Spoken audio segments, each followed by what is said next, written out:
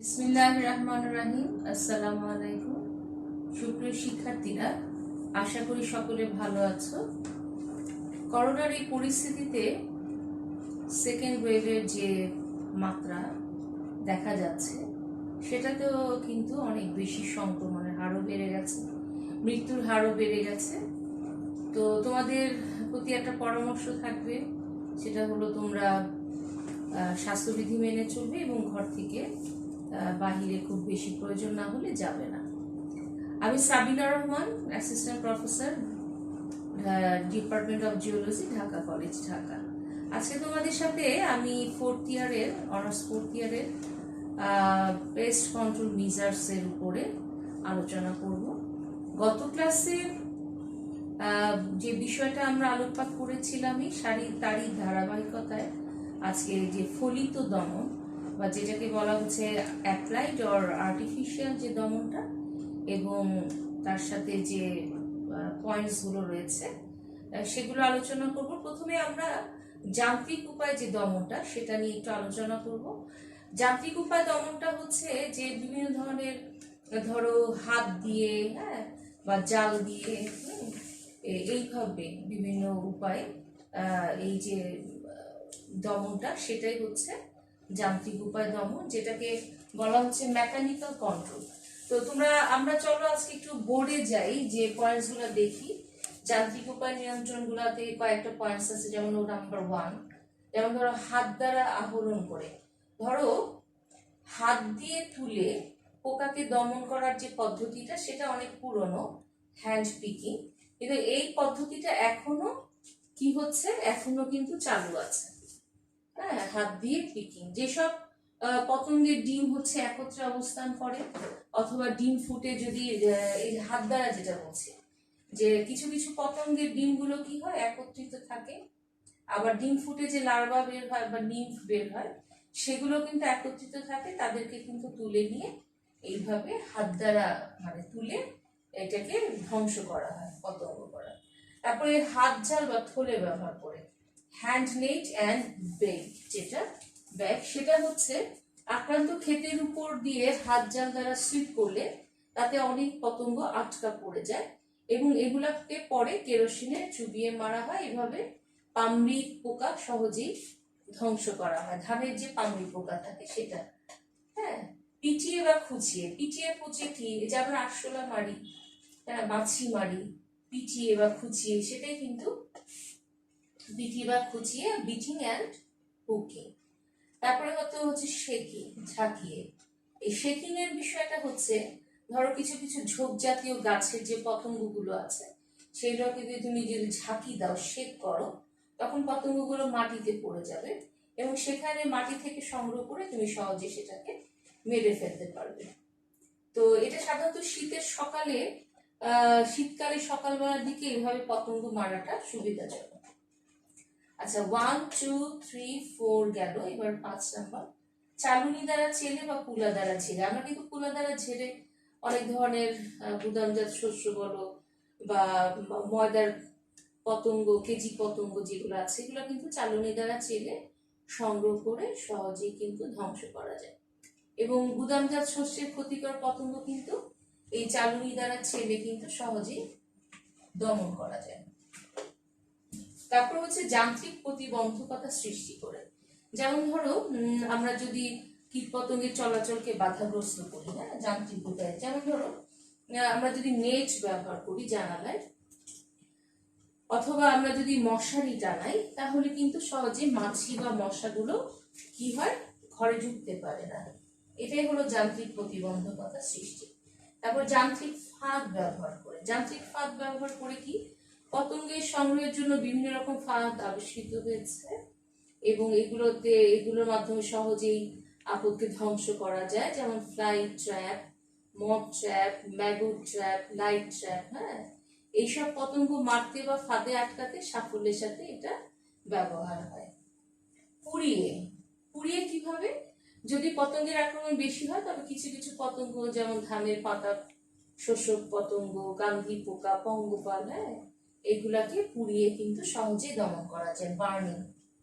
তারপর খালি চট এবং রোদ ব্যবহার করি। এটা কিভাবে, গুদামজাত শস্যে কিছু পতঙ্গকে এই উপায় দমন করা যায়, যেমন খাপড়া পতঙ্গের আক্রান্ত শস্য দানায় স্তূপ খালি বস্তা বা চট দ্বারা ঢেকে পতঙ্গ সমূহ স্তূপ থেকে চটের উপরে উঠে আসে এবং সহজে এটাকে দমন করা যায়।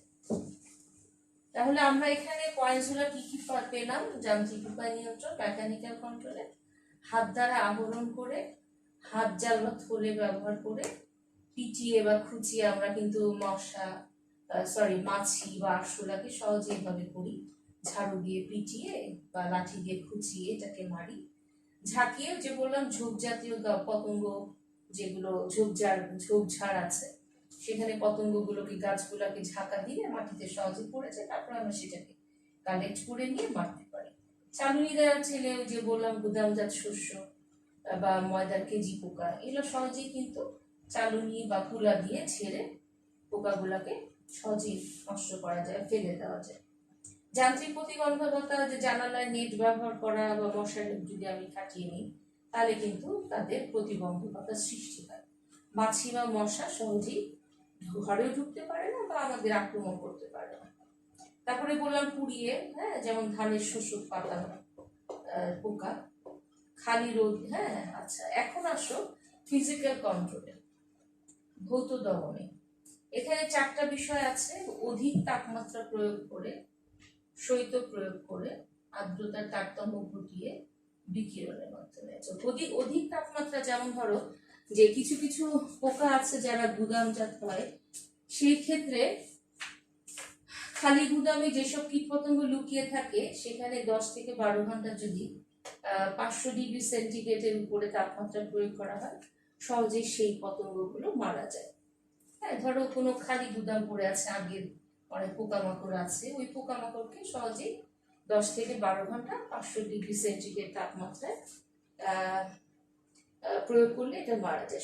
প্রভাবটা প্রয়োগ করে হচ্ছে শীতকালে কিন্তু তাপমাত্রা কম থাকায় অনেক পোকা কিন্তু দমন হয়ে যায়। হ্যাঁ, এবং শীতকালে দেখা গেছে যে প্রয়োগ করে যেটা, যে শীতকালে দেখা গেছে যে তোমার যে গুদামগুলো আছে সেগুলোকে 5 থেকে 10 ডিগ্রি সেন্টিগ্রেডে রাখলে কয়েক ঘন্টার মধ্যে এরা মারা যায়। আর্দ্রতার তারতম্য কমিয়ে ফেললে, কমালে মানে যেমন ধরো কিছু কিছু যেমন ধরো, যেমন মনে করো যে আর্দ্রতা কমে গেলে কিন্তু সহজেই কি হয়, পোকামাকড় দমন হয়। এবং বিভিন্ন শস্য আছে, হ্যাঁ, বিভিন্ন গুদামজাত শস্য আছে, এগুলাকে যদি রোদে শুকিয়ে আমরা আর্দ্রতা কমিয়ে আনি, সেই ক্ষেত্রে যেটা হয় সেটা সহজেই পোকা দমন কম হয়, একেবারে 75% কমে যায়। আচ্ছা, বিকিরণের মাধ্যমে যেটা দেখো, বিকিরণের মাধ্যমে বিভিন্ন প্রকার রশ্মি বিকিরণ দ্বারা কীট পতঙ্গের যে প্রজনন রহিত করা হয়। বিকিরণটা কি? বিভিন্ন রশ্মি প্রয়োগের মাধ্যমে বিভিন্ন কীট পতঙ্গের প্রজনন রহিত করা হয়। আচ্ছা, এখন আসো প্রতিরোধক জাতের ব্যবহার। এমন অনেক উদ্ভিদ আছে জানো, যেগুলো নাকি মোটেও পতঙ্গদের আকর্ষণ করে না বা পতঙ্গের জন্য খুব একটা সুবিধাজনক না। আচ্ছা, এই ব্যাপারে আমি একটা বলি যে কিছুদিন আগে আমি দেখলাম যে গাঁদা ফুল আর বাঁধাকপি ফসল মানে হিসেবে, সাথী ফসল হিসেবে চাষ করা হচ্ছে। তো এটার ব্যাপারটা কি বোঝার জন্য যখন আমি দেখলাম যে লিখেছে যে এই যে গাঁদা ফুলের যে ঝাঁঝালো গন্ধ, সেটাতে ওই তোমার বাঁধাকপির যে ক্ষতিকর কীট পতঙ্গ আছে, যে বাঁধাকপিকে তার উৎপাদনটা ব্যাহত করবে বা তার নষ্ট করে দিবে, সেটা কিন্তু সহজেই এই তোমার গাঁদা ফুলের যে ঝাঁঝালো গন্ধ, সেই গন্ধে সেটা রহিত হয়। তাহলে আমরা দেখতে পাচ্ছি যে প্রতিরোধক জাতের ব্যবহার, এটা আসলে উদ্ভিদের প্রতিরোধক জাতের কথা বলা হচ্ছে। আচ্ছা, এই ক্ষেত্রে দেখো কিছু কিছু উদ্ভিদের জাত আছে যারা পতঙ্গের আক্রমণ রোধ করতে সক্ষম, ফলে পতঙ্গের আক্রমণে কম ক্ষতিগ্রস্ত হয়। বিভিন্ন উদ্ভিদ এই ধরনের প্রতিরোধ ক্ষমতা গড়ে তোলে, যেমন রোগমুক্ত ত্বক, উদ্ভিদের আকৃতি, বর্ণ, রাসায়নিক গঠন, হ্যাঁ, ফল ত্বকের গঠন ইত্যাদি। আচ্ছা, শস্যের প্রতিরোধক গুণাবলীগুলো 3 প্রকারের হবে: অ্যান্টিজেনোসিস, অ্যান্টিবায়োসিস, টলারেন্স। অ্যান্টিজেনোসিস হচ্ছে যে উদ্ভিদ এমন গুণাবলী অর্জন করবে যাতে আকট কীটপতঙ্গের যে ডিম পাড়া, তারপর হচ্ছে তোমাদের খাদ্য গ্রহণ, হ্যাঁ এটা কি বলেছি, অ্যান্টিজেনেসিস। হ্যাঁ, উদ্ভিদ এমন ধরনের গুণাবলী অর্জন করবে যাতে কীটপতঙ্গ ওই উদ্ভিদের প্রতি আকর্ষণও হারাবে। ওই উদ্ভিদের ডিম পাড়া, হ্যাঁ, খাদ্য গ্রহণ করা, ওই উদ্ভিদে আশ্রয় নেওয়া, এগুলো কিন্তু সে মোটেও করতে চাবে না, তার মানে সে তার প্রতি আকর্ষিত হবে না। এরপরে হচ্ছে অ্যান্টিবায়োসিস। আচ্ছা, অ্যান্টিবায়োসিসটা কি, যখন কোনো উদ্ভিদ এমন গুণাবলী, যখন পোষক উদ্ভিদ আপদ কীটপতঙ্গের জীবনচক্রে ব্যাঘাত ঘটাবে। অ্যান্টিবায়োসিসটা কি, যখন পোষক উদ্ভিদ আপদ কীটপতঙ্গের জীবনচক্রে ব্যাঘাত ঘটাবে। আচ্ছা, টলারেন্সটা দেখো। টলারেন্সটা হচ্ছে যখন উদ্ভিদ আপদ দ্বারা ক্ষতি সহ্য করে এবং তার ক্রিয়াকলাপ সম্পন্ন করে বংশ বৃদ্ধি করে, সেটাই হলো টলারেন্স। শিক্ষার্থীরা, এখন আসো কৃষি পরিচর্যার মাধ্যমে নিয়ন্ত্রণ, অর্থাৎ কালচারাল কন্ট্রোল। 1 নম্বর দেখো, ভূমি কর্ষণ ও মাটির চাষের মাধ্যমে। একটু লক্ষ্য করো এবং নোট করো প্লিজ। আচ্ছা, মাটি কর্ষণ মাটির চাষ হচ্ছে যে আসলে কি হয় জানো, যে এই যে আমরা বিভিন্ন কর্ষণ করি, হ্যাঁ, তারপর নিড়ানো দিই, আছাড় দিই, তো এগুলোর মাধ্যমে কিন্তু অসংখ্য পোকামাকড় কিন্তু ধ্বংস হয়ে যায়। আচ্ছা, মাটির যে বিভিন্ন বৈশিষ্ট্যগুলি আছে, যেমন ভৌত গঠন, রাসায়নিক উপাদান, আর্দ্রতা, তাপকণা, হ্যাঁ, তাপমাত্রা, কণা, এগুলো প্রত্যক্ষভাবে কীটপতঙ্গের টিকে থাকার উপর প্রভাব বিস্তার করে। জমি চাষ দিয়ে মাটির বৈশিষ্ট্যগুলি পরিবর্তনের মাধ্যমে পতঙ্গকে দমন করা যায়। কিছু কিছু পতঙ্গ মাটির নিচে বসবাস করে, আবার কিছু কিছু পতঙ্গের শুধু পিউপাধাপ মাটিতে কাটায়। এসব কীটপতঙ্গের বাসস্থান অনুমান করে উপযুক্ত গভীরতায় মাটি চাষ দিয়ে এদের দমন করা যায়। যেমন ধরো, পাটের যে বিছুই পোকা আছে, আখের উই পোকা আছে, সবজির কাটুই পোকা আছে, এগুলো মাটি উল্টে দেওয়া, এগুলো উপরে উঠে আসে এবং তখন পাখিরা এগুলো খেয়ে ধ্বংস করে। তার মানে এই যে নিড়ানি দিচ্ছি, আছড়ানি দিচ্ছি, মাটির নিচে পোকা উপরে যেগুলো থাকে সব কিন্তু উপরে উঠে এসে পাখিরা সহজে খেয়ে ধ্বংস করতে পারে। এরপরে আসে বীজ বপন, চারা রোপণ, ফসল সংগ্রহের সময় পরিবর্তন করে। কীটপতঙ্গের জীবনচক্রের বিভিন্ন ধাপ সম্পন্ন করার জন্য বছরে কোনো একটি নির্দিষ্ট সময়ে পোষক উদ্ভিদের নির্দিষ্ট বৃদ্ধি ধাপের দরকার হয়। তাই কিছু কিছু পতঙ্গ দ্বারা কিছু শস্য নির্দিষ্ট সময়ে প্রচন্ডভাবে আক্রান্ত হতে দেখা যায়। যেমন ধরো, জানুয়ারি ফেব্রুয়ারি মাসে সরিষা গাছের বৃদ্ধি যে অবস্থা থাকে, সেই সময় জাপ পোকা দ্বারা গাছ সর্বাধিক আক্রান্ত হয়। কিন্তু যদি আগাম পরিপক্কতা বৈশিষ্ট্য সম্পন্ন কোনো বীজ বা জাত আগাম বপন করা যায়, তবে জাপ পোকার আক্রমণ থেকে সহজেই ফসলকে রক্ষা করা যায়। আবার ধরো 3 নম্বরে চাটাই বা পাতলাকরণের মাধ্যমে ছাঁটাই। আচ্ছা, কিছু কিছু বহু বর্ষজীবী গাছ আছে, যেমন আম, কাঁঠাল, লিচু, লেবু, এগুলো ইত্যাদি আক্রান্ত গাছ থেকে নতুন গাছ আক্রান্ত হয়। কিন্তু গাছের যে আক্রান্ত অংশটা যদি তুমি ছেঁটে ফেলো, হ্যাঁ, সেটা থেকে সহজেই নতুন গাছটা আক্রমণ হতে পারে না এবং সহজেই পোকাকে মানে পতঙ্গের আক্রমণ থেকে রক্ষা করা যায়। যেমন ধরো, ধানের বাদামি ফোলিং এর ক্ষেত্রে গাছ পাতলা করে দিয়ে পতঙ্গের আক্রমণ হ্রাস করা যায়। ধান গাছের গোড়ার দূরত্ব বেশি হলে ধান খেতে গলমাছির আক্রমণ কম হয়। হ্যাঁ, আচ্ছা, তারপরে আসো প্রতিরোধী জাত ব্যবহারের মাধ্যমে। কোনো ফসলের সকল জাতি কিন্তু কোন একটি পতঙ্গ দ্বারা কিন্তু সমানভাবে আক্রান্ত হয় না। কোনো কোনো জাত ওই পতঙ্গ দ্বারা একেবারেই আক্রান্ত হয় না। তাই নির্দিষ্ট পতঙ্গ দমনের জন্য প্রতিরোধী জাত ব্যবহার করা হয়ে থাকে। যেমন ধরো, আমেরিকান তুলার চেয়ে দেশি তুলা জাতের জেসিড মাছি বলওয়ার্মের আক্রমণ কম হয়। আচ্ছা, এরপরে দেখো শস্য পর্যায়। শস্য পর্যায় কি, ধরো আমরা যদি বাই রোটেশন আখ লাগালাম, আখের পরে পাট লাগালাম, হ্যাঁ, এরকম। তার মানে যেই ফসলটা, যেই পোকাটা ওই ক্ষেতে ছিল বা শস্য ক্ষেতে ছিল, পরে যদি আমরা অন্য একটা ফসল লাগাই, তাহলে কিন্তু সহজেই পোকার আক্রমণ থেকে ফসলদের রক্ষা করা যায়। অর্থাৎ দেখা যাচ্ছে যে সারা বছরই খাদ্যের প্রাচুর্যতা বজায় থাকে, তখন পোকামাকড়ের সংখ্যা বৃদ্ধি হয়। তাই একই জমিতে একই ফসল বারবার না লাগিয়ে আমরা যদি পর্যায়ক্রমিকভাবে লাগাই, তাহলে সহজেই পোকামাকড়কে দমন করা যায়। আচ্ছা, শস্য অবশিষ্ট অংশ যেগুলো থাকে তাতে অনেক পোকামাকড় থাকে, সেগুলো আমরা যদি সহজেই অবশিষ্ট অংশগুলোকে আমরা যদি ধ্বংস করে ফেলি, পুড়িয়ে ফেলি, তাহলেও কিন্তু সহজে আপদকে দমন করা যায়। সার ব্যবহারের মাধ্যমে, আসলে সার ব্যবহার করলে কি হবে, স্বাস্থ্যবান তেজি গাছ হবে, এবং সবসময় মনে রাখবে স্বাস্থ্যবান গাছ কিন্তু সহজেই কীটপতঙ্গকে আক্রমণ থেকে প্রতিহত করতে পারে।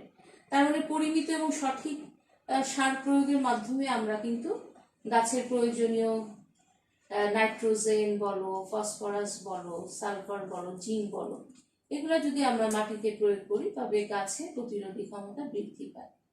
এছাড়া মাটিতে বা পশু উদ্ভিদে পুষ্টির মাত্রা আপদ পতঙ্গের বেঁচে থাকা বংশবৃদ্ধিকে প্রভাবিত করে। আবার চাষের জমি থেকে আগাছা, ময়লা, আবর্জনা, গোবর এগুলো যদি পরিষ্কার করো তাহলে গাছ জন্মাতে পারলে তাতে পতঙ্গের উপদ্রব কমে যায়। আচ্ছা, ফাঁস শস্য রোপণের মাধ্যমে, এই পদ্ধতিতে প্রধান শস্যটি, এটা বলছি আমি ফাঁদ শস্য রোপণের ক্ষেত্রে, এই পদ্ধতিতে প্রধান শস্যটি যা পতঙ্গ দ্বারা আক্রান্ত হয় সেই শস্যের চারপাশে অন্য গাছ ফাঁদ শস্য হিসাবে বা ওই পতঙ্গের প্রতি অধিক স্পর্শকাতর গাছ রোপণ করা হয়। এতে পতঙ্গ ফাঁদ শস্যকে অধিক আক্রমণ করে বিধায় মূল শস্য পোকামাকড়ের আক্রমণ থেকে রক্ষা পায়।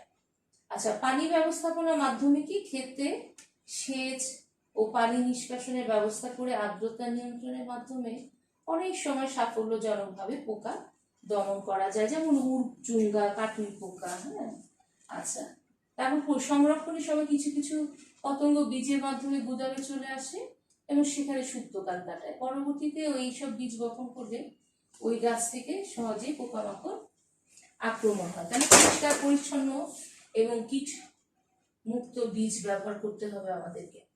আচ্ছা শিক্ষার্থীরা, তোমাদের আজকে যে বিষয়গুলো দেখালাম, যে যান্ত্রিক উপায়ে যে দমন, তারপর এটা হচ্ছে তোমার মেকানিক্যাল কন্ট্রোল, তারপর হচ্ছে ফিজিক্যাল কন্ট্রোল যেটা দেখিয়েছি ভৌত দমন, তারপরে আমরা দেখিয়েছি যেটা প্রতিরোধক জাত ব্যবহারের মাধ্যমে, এবং সবশেষে দেখালাম কালচারাল যে কন্ট্রোল সেটার মাধ্যমে কিভাবে আমরা ফলিত দমনে 4টা পর্যায় কিভাবে কীটপতঙ্গকে সহজে দমন করা যায়। তো আজকে এই পর্যন্ত। নেক্সট ক্লাসে আবার আমরা আরো জীবজ দমন, রাসায়নিক দমন নিয়ে আলোচনা করব। ততদিন পর্যন্ত ভালো থাকো, সুস্থ থাকো। আল্লাহ হাফেজ।